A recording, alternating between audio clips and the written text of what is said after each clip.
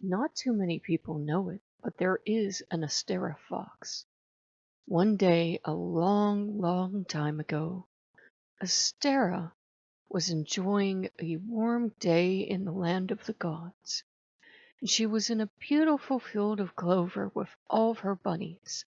And these are the magical bunnies of Ostara, and they deliver all the baskets and all the eggs and all the treats we know and love.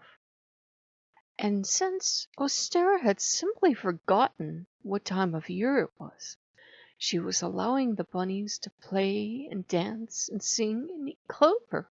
And soon, being little bunnies, they fell asleep in the warm sun.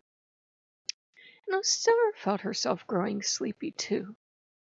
So she was very surprised when Freya pulled up in her cat-drawn cart and said, "Well, lucky you! All your work must be done." And Ostara blinked at her sleepily and said, "What work?" And she laughed, and Freya said, "You must be kidding.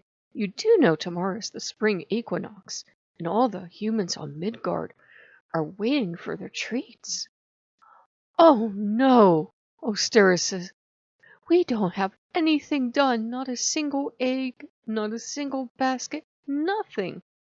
"It'll be all right," said Freya. "Come along in my cart, and we'll go see the rest of the gods, and we'll figure this out." And so they went, and they saw the other gods, and all the gods offered their help. Freyr offered the finest ships and sailors, and Thor offered to drive her anywhere she liked in his cart. Every god and goddess offered something. But no, Ostara thought it couldn't possibly get done in time, because after all, tomorrow was coming so quickly. And luckily for her, Loki was there, and he was there in the form of a little fox. But even though he was a little fox, all the other gods recognized him. And he stepped forward and said, "I know a way." And all the gods looked at Loki in surprise. "How?" they said. "How can this thing be done?" "I know a way. I am the Lord of Foxes. Allow me to help." And the gods agreed. And so Loki called all the foxes that were, or are, or ever shall be to him. "Look here," he said. "Tomorrow is the spring equinox, and we must all do our part." And so he had some foxes weave baskets, and they did so well with their clever little paws that you have never seen baskets like it before or since. And others gathered the softest of grasses to line the baskets with. And even the little fox cubs helped, and they dyed the eggs. And they were very silly little pups, so even though they did their best work, they got half the dye on themselves, and they were silly little rainbow cubs. But soon enough, all the baskets were done, and they were all loaded down with goodies.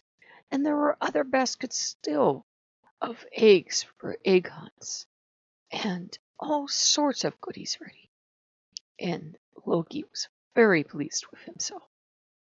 And Ostara said that his foxes could run along the magical paths that the bunnies used, and they were all set to go. There was only one problem. A loaded basket was far too big and far too heavy for even the strongest fox to carry. Now all this time, Odin hadn't said a word, but now he spoke. "I can help," he said, "if you will trust me." And they all agreed. And so the Lord of Wolves called to all the wolves in all the world, and they all showed up and listened to the Lord. And he said, "I need you to carry these baskets on the magical pathways that the bunnies use, and I need you to take them to everyone. Now you'll be invisible, so no human will see you, but you must be very quiet." And the wolves all understood and agreed, and every wolf picked up a Ostara basket and was off on the magical pathways. And the foxes, not to be left behind, picked up all sorts of gifts and ran after the wolves. And so all the deliveries were done on time. But it depended on who stopped by your home. Some homes had baskets, some homes had eggs, and some homes, you see, had been visited by the little fox cubs. Now, fox cubs are silly little creatures, and they don't know anything about baskets or candy or toys. So they dropped off gifts they thought would matter most. So some people will find leaves or a stick, for what is a better game to a fox cub than keep the leaf or chew on the stick? So you may go outside on Ostara and find a natural gift from a fox cub you just don't know. And if you're very lucky, you may see the Ostara fox himself, Loki. And so that is the story of how Loki became the Ostara fox.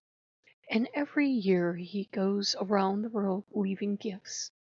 But he does not leave baskets like the others might, or eggs. He leaves laughter and friendship and sunny days.